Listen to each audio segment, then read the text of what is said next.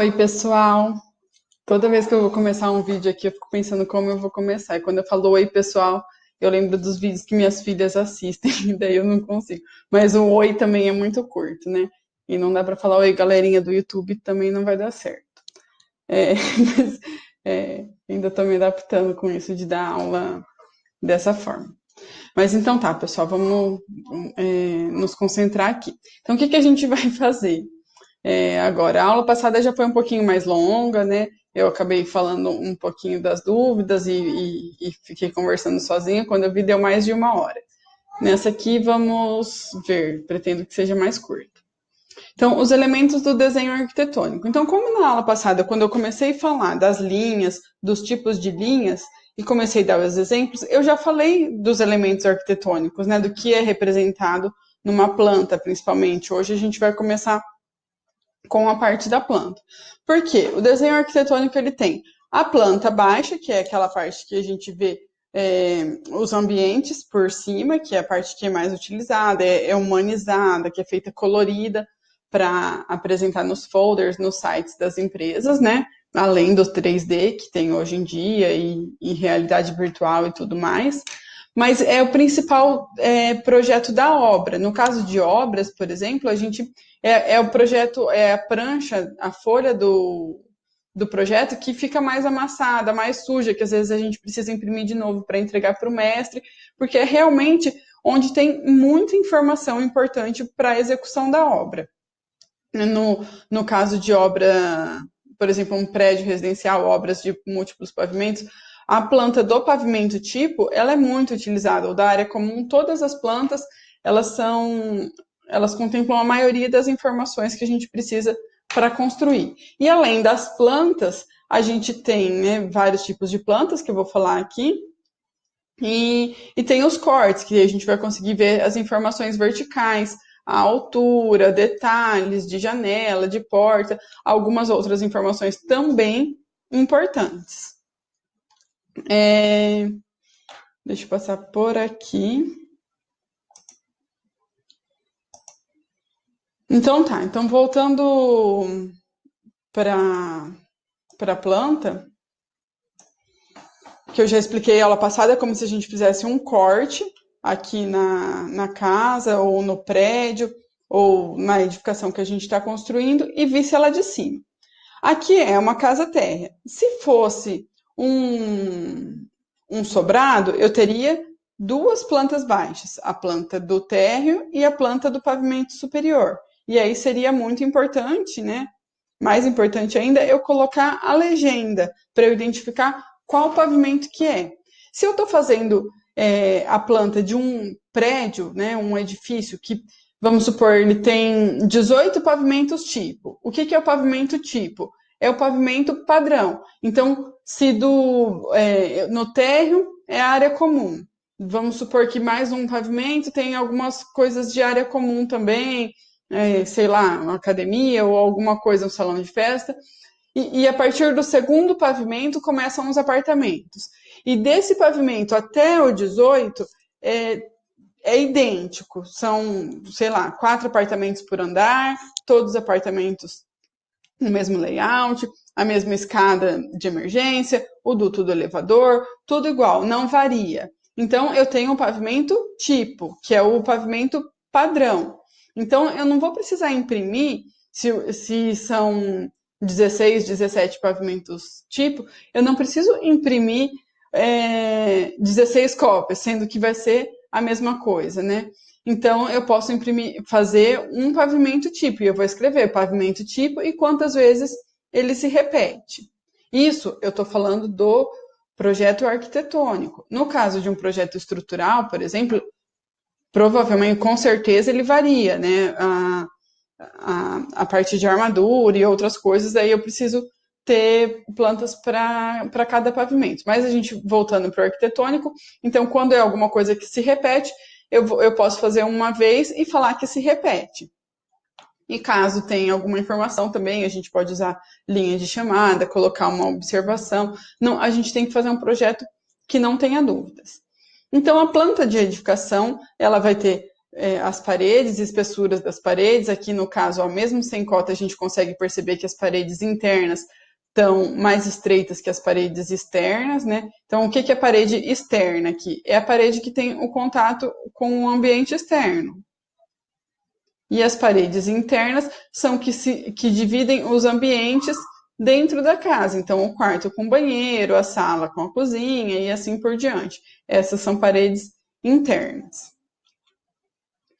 Aqui um exemplo de mais uma planta baixa. O que a gente pode perceber? Então, quando a gente pega uma planta baixa, assim, que eu soltei do nada, primeira coisa, vamos perceber, tem alguma escada? Não. Então, a gente percebe que é alguma coisa térrea. Tá avisando aqui embaixo que se repete alguma vez? Não. Então, é isso, a edificação tem este pavimento. Por isso que não preciso escrever planta do térreo, porque é só essa mesmo que tem, né? E aqui tem, como eu já falei também na aula passada, a indicação dos cortes. O que mais que a gente pode ver aqui? As cotas. Então, as cotas, sempre tem que ter cotas suficientes para entender as informações. A gente tem que evitar coisas aqui, ó, desse tipo, que se sobrepõem. Tá vendo aqui no hall social? Eu tenho a informação do ambiente, a área do ambiente, mais o nível, mais a porta abrindo, as cotas. Então, isso aqui já eu teria que evitar, pensar em colocar a cota para um outro lugar, para evitar a sobreposição de informações. Mas eu preciso ter todas as informações. E o que a gente também tem que ter para facilitar a execução, para facilitar a medida, o quantitativo e todas as informações do projeto? A gente vai ter as cotas aqui, ó, espessura da parede, a cota interna do ambiente, espessura da parede de novo, cota do ambiente, espessura da parede, e aqui a gente põe uma cota total. Então, esse valor aqui, ó, 10,25, se eu somar todos esses valores, 1,20 mais 0,15, mais 4,4, mais 0,15, mais 4,20, mais 0,15, eu vou chegar nesse valor total. Por que eu tenho que pôr os dois? Porque eu posso precisar dessa informação, eu quero saber a área da suíte, quero confirmar a área de rodapé que eu tenho que comprar. A área de rodapé não, desculpa, o perímetro. Aí eu preciso saber, se eu vou comprar rodapé, eu preciso saber o perímetro da suíte. Então, eu preciso ter essas informações. Então, vamos pegar essa suíte aqui como exemplo. Como eu saberia o perímetro? 4,4, porque é a dimensão interna dela, mais 4,2, mais 4,4, mais 4,2 e poderia descontar essa porta. Claro que daí para comprar eu tenho que considerar perdas e assim por diante. Mas aqui eu tenho as informações rapidinho. Se eu preciso fazer alguma coisa na fachada, pelo lado de fora, ou fazer uma medida, locação da obra, o mestre de obra na obra, ele tem essa informação rapidinho aqui também. Vamos fazer uma medição de reboco para pagar o empreiteiro, conseguimos pegar o projeto aqui e olhar. A gente sempre vai ter a opção, né? Alguém pode pensar, de ter essa informação no computador, de ir lá e conferir, mas no dia a dia da obra não é isso que acontece. O papel ainda é muito utilizado. A gente precisa ter essas informações escritas. E se eu não tiver cota, eu poderia pegar um escalímetro e medir, mas assim, estamos ali para facilitar e para evitar erros. Então, a gente precisa pôr informações suficientes, nem encher de informações, que vai acabar atrapalhando, e nem deixar informações faltando. Então, aqui retomando também, que já falei na aula passada, tem informações sobre o nível, o nome dos ambientes, a área, e assim por diante. A projeção do beiral aqui, que é do telhado, então a gente já percebe que o telhado ele vai para fora apenas nessa parte, ó. Aqui já não tem projeção do beiral. Para frente ele vem, então para os fundos e para frente tem projeção do beiral. Para a lateral, não. A gente vê que a garagem é aqui, então o acesso é por aqui, entrada, hall social. Então a gente sempre vai, para começar a compreender a planta, a gente vê por onde entra e vai se imaginando entrando. Então eu entrei no hall social, tem a sala de TV, a circulação, a área íntima, a área social, a área de serviço e cozinha, assim por diante. A planta de cobertura. Então, ela vai mostrar o telhado, E sempre a gente vai indicar a caída, utilizando esses símbolos aqui para indicar a caída da cobertura. Então, por exemplo, aqui, né, nem sempre o telhado vai ser assim, um retângulo tão perfeito. Pode ser que ele tenha outros detalhes. E a gente vai fazer a planta representando todos esses detalhes. E quando eu coloco aqui esse símbolo aqui, esse triângulo, eu vou indicar a inclinação. Então, a gente pode colocar aqui I igual a 35%, ou I igual a 10%. O que é I? A inclinação. E como que eu sei essa inclinação? Né? Quando eu falo 35%, o que significa? Significa que se eu andei 1 metro aqui, 100 centímetros aqui, eu subi 35 centímetros aqui. Isso representa uma inclinação de 35%. Para uma telha cerâmica, de concreto, é por aqui mais ou menos que a inclinação vai estar. Se eu usar uma telha de fibrocimento ou uma telha metálica, a inclinação pode ser menor. Então, de acordo com o tipo de telhado, de acordo com o tipo de telha, vai ser o tipo de inclinação. E aí a gente precisa colocar essa informação na planta de cobertura. Então, se eu fosse representar o telhado de uma água, que é o popular meia água, né? Não existe um telhado de meia água, é uma água, que é essa caída aqui, seria assim: telhado de 2 águas, o telhado de 4 águas, e eu posso ter, né, além de outros formatos, mas aqui falando para uma casa retangular, eu posso ter o telhado de 2 águas, mas esse tipo borboleta, que seria a caída para dentro. Quando que eu uso assim? Quando, por exemplo, eu quero uma fachada mais moderna e eu vou fazer uma platibanda aqui em cima, eu economizo, nesse caso aqui, eu vou ter uma calha caindo. Se por acaso eu resolvesse colocar a calha num telhado 2 águas para fora, assim, né, e fazer a platibanda, eu teria 2 calhas. Então, assim, por inúmeras coisas, a gente pode variar o tipo de cobertura e de caimento na hora de escolher, né? Por vários fatores. O que é a planta de implantação ou locação? A gente vai situar essa planta, também é conhecido como planta de situação, situar a nossa edificação no terreno. Então, a gente vai situar o nosso terreno no bairro, na cidade, sempre colocando, então, a rua da entrada dele e as outras ruas que cruzam com o logradouro que ele está. Então, por exemplo, ele está aqui na rua Henrique Silva. Eu tenho que colocar as outras 2 ruas que cruzam com essa rua nessa quadra, porque aí eu não tenho dúvida de qual quadra que é. Também preciso colocar, né, o lote aqui dentro da quadra, para eu saber qual lote que é, e colocar a edificação dentro do lote. Nessa planta de implantação e locação, também a gente vai ter o norte.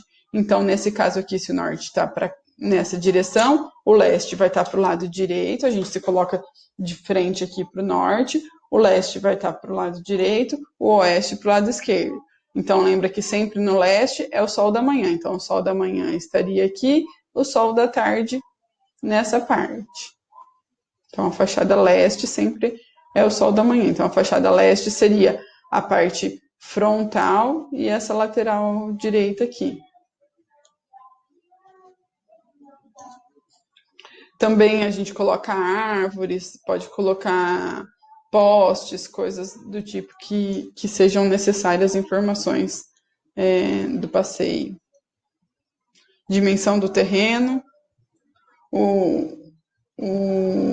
A gente pode colocar também na planta de locação o recuo. O que é o recuo? É a distância aqui, ó, daqui do começo do terreno até o início da casa. Esse é o recuo frontal. O recuo lateral é do muro até o começo da casa. A norma, cada prefeitura tem uma norma, Maringá tem as normas e exigem recuos mínimos, então sempre que a gente for construir, a gente vai ter que dar uma olhadinha nas normas vigentes, né, for projetar. As escadas, eu não falei muito na aula anterior, né, até falei que a gente representa, às vezes a gente vê esse tipo de representação, significa que eu estou vendo um corte do térreo e que essa parte, então, aqui, que eu cortei a casa, essa parte aqui seria os degraus superiores. A gente costuma numerar os degraus para ter certeza quantos degraus tem, né? Aqui no caso a gente tem 8 pisos mais o patamar, que é essa transição aqui, ele conta como um degrau e depois a gente continua com os demais degraus. Nesse caso aqui foi utilizada uma linha de interrupção com um zigue-zague aqui, pequenininho. Aqui é uma representação de rampa, então quando a gente representa a rampa, a gente sempre coloca para onde ela está, né, onde é a inclinação dela, a caída dela. Esse 8%, mesma coisa que eu mostrei ali no beiral, então significa que se eu andei 100 metros, subi 8 metros, né? No beiral não, desculpa, no telhado. As rachuras também são um recurso que a gente pode utilizar para representar concreto, mármore, madeira, aço.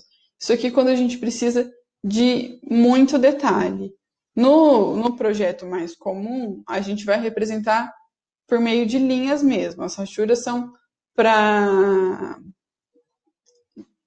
outros detalhes, ou detalhes construtivos, de decoração, ou de móveis, ou de interiores, coisas do tipo. O que a gente usa bastante é o concreto, né?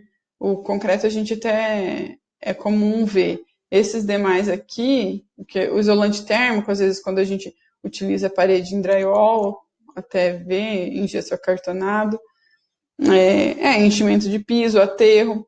Aqui estão uns exemplos para vocês terem e poderem reconhecer. Mas também, assim, não é porque a gente usou uma rachura que a gente não vai colocar uma linha de chamada, não vai detalhar o que precisa. Então, é melhor ter um pouquinho a mais de informação do que ter dúvidas, né? A gente pode fazer uma legenda, usar uma rachura que às vezes não existe, que não tem um padrão, e colocar uma legenda na prancha, na folha, para deixar claro para o nosso leitor, para a pessoa que vai construir, que vai usar o nosso projeto, para que ele não tenha dúvidas e consiga entender.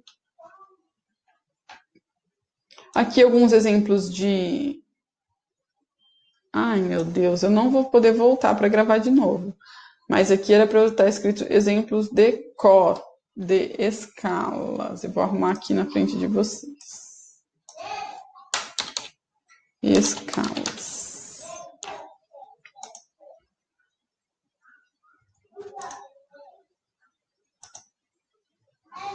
Pronto, exemplos de escalas que a gente pode usar. Na planta de implantação, a escala 1 para 200. Planta de cobertura, eu posso usar 1 para 50, que são exemplos, né? Mas por que eu coloquei aqui? A planta dos pavimentos na 1 para 50 e a planta de implantação na 1 para 200. O que significa isso? A de implantação vai estar bem menor, porque 1 centímetro no desenho representa 200 centímetros na realidade. Então, o meu desenho vai ficar menor. Na planta se eu usar a escala 1 para 50, 1 representa 50. Então, meu desenho fica um pouco maior. Na verdade, fica 4 vezes maior, se eu estiver falando da mesma edificação, da mesma projeção de cobertura. Normalmente, a gente representa os cortes e a planta baixa na mesma escala, para não ter dúvidas. E aí, quando a gente precisa de muitos detalhes, né, algum detalhe construtivo, de um pilar, ou de algum encontro, alguma coisa assim, a gente pode utilizar a escala 1 para 20, 1 para 10, conforme for adequado. Aqui, então, vamos supor que a gente quer calcular a área desse dormitório aqui, né? Aqui já está, na verdade, a resposta 12 metros quadrados. Como que é calculada a área de cada ambiente? A gente pega a dimensão interna. Aqui tem 3 por 4, por isso que deu 12 metros. No caso dessa suíte, a gente teria que considerar essa área mais esse retângulo aqui. Então, a gente não inclui a parede na área interna dos ambientes. Então, o que acontece aqui? Se eu somar todas as áreas desse dormitório, banheiro, suíte, de cada ambiente, dessa área interna desses ambientes, não vai dar a área construída da casa. Por quê? Porque a gente tem a área ocupada pelas paredes. Então, se eu tenho uma casa de 90 metros quadrados, eu não somei aqui para ver, mas não quer dizer que eu tenho 90 metros quadrados útil. Por quê? Porque as paredes ocupam espaço. Então, assim, varia. Se eu estiver utilizando uma parede em gesso acartonado, a espessura é 12. Se eu estiver utilizando em alvenaria, pode ser 15 ou 20. Então, eu preciso considerar a espessura da parede, que eu vou estar perdendo a área útil da minha edificação, né? Em alguns casos pode não fazer diferença, mas em outros, esses poucos centímetros fazem toda a diferença. Então, lembra que para eu calcular a área, eu não considero a parede. Eu vou da parede até a outra parede. A parede não entra no cálculo da área do ambiente, tá?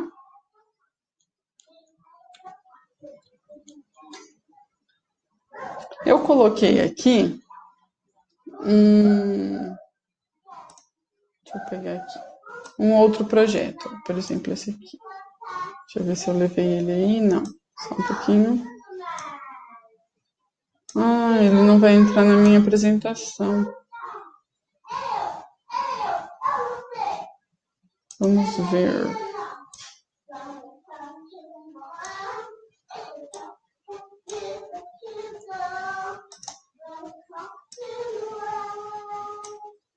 Ah, entrou.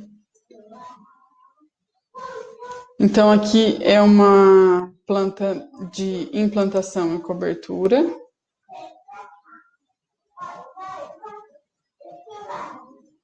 Então, aqui, ó, eu tenho representado o acesso de veículos, eu tenho a utilização de rachuras para indicar que tem calçada, que tem a cobertura. Então, eu vou enriquecendo o projeto. Aqui, a representação de uma vegetação, telha cerâmica, inclinação 30%. Aqui, ó, por mais que a gente saiba que o trastejado é uma projeção, tá identificado aqui, projeção da edificação, indicado que é um jardim, indicado a altura do muro de divisa, a inclinação aqui, ó, aqui telha cerâmica, inclinação 30%. Nessa parte aqui, telha de fibrocimento, inclinação 6%. Aqui, uma laje impermeabilizada. Aqui, a projeção da caixa d'água. Algumas cotas que são necessárias. Então, a gente tem o muro e tem as cotas aqui, ó, de recuo. Então, da divisa do terreno até o início da edificação. Aqui do outro lado, da divisa do terreno até o início da edificação. Aqui também, ó, o recuo de 3 metros da divisa do terreno até o início da edificação.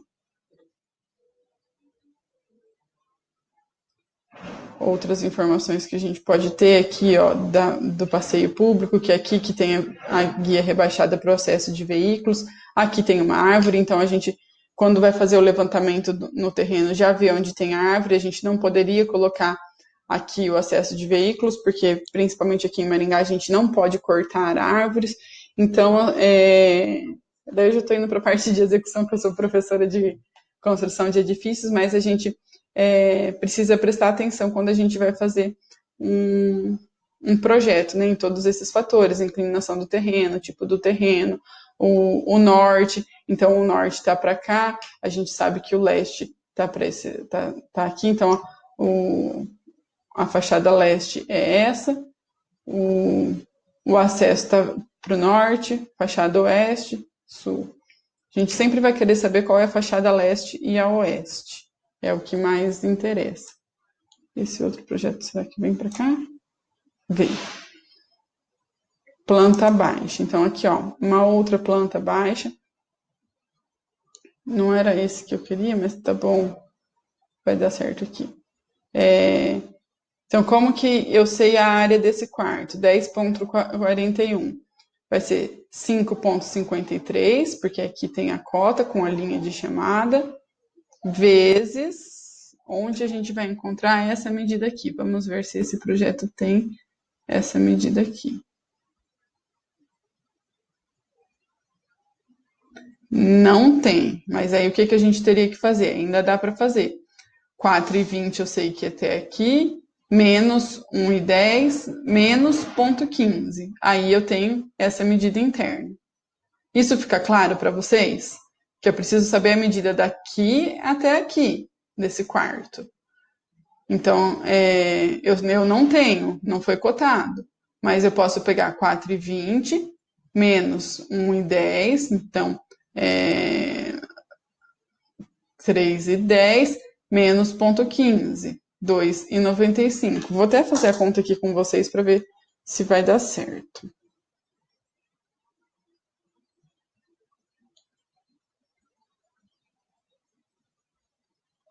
E, pessoal, eu continuo à disposição por e-mail, pelas mensagens aqui no Moodle, se tiverem alguma dificuldade. Exatamente, deu certo. Então, eu vou pegar aqui, ó, 3,53 vezes 2,95. Da onde que eu tirei esse 2,95? Eu tenho a medida daqui até aqui, estão vendo? Ó, 4,20.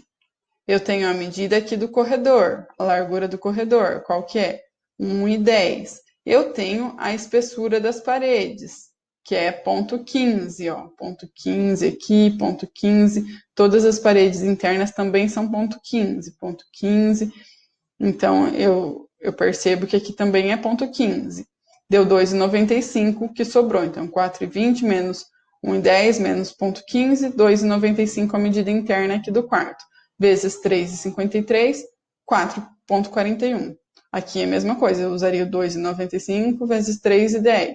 Aqui, 3,51 vezes 2,65. Por quê? Porque o 2,65, ó, a cota não está vindo até ali, mas a gente sabe que é daqui. Vai dar 23,33. Pode ser que tenha alguma aproximação, que tenha sido calculado no AutoCAD a área e tenha algum centímetro, algum milímetro de aproximação. Mas então as áreas são calculadas assim. E a gente precisa ter essa capacidade de calcular a área, de perceber isso, de identificar então cada ambiente, a garagem, a entrada, a porta de acesso, né? Aqui o portão. Então a pessoa que está lendo tem que ter capacidade de ler e a pessoa que fez o projeto tem que ter colocado todas as informações necessárias. Então aqui a gente percebe também que foi colocado um mobiliário apenas das áreas molhadas, né? Aqui do banheiro, dos banheiros, da cozinha, da área de serviço, dos quartos não foi colocado. Garagem, às vezes a gente vê que colocam um carro para ter uma noção da dimensão, se cabe 2 carros. Então o mobiliário ele serve muito para a gente ter uma noção do tamanho da casa. E é isso, pessoal. A Andrea vai continuar as próximas aulas. Ela é arquiteta, então, assim, preparem dúvidas da elaboração. Ela vai dar algumas dicas para vocês de como interpretar, como desenhar, como fazer essa interpretação, né? Fazer um bom desenho arquitetônico para que ele seja claro e fácil para ser interpretado. É isso. Até mais, a gente se encontra nas aulas ao vivo, né? Nas aulas ao vivo, as aulas gravadas agora, as próximas serão gravadas pela professora Andrea, mas eu continuo participando das aulas ao vivo para a gente manter essa interação e conseguir se ajudar, beleza? Qualquer dúvida, entre em contato. Tchau, tchau.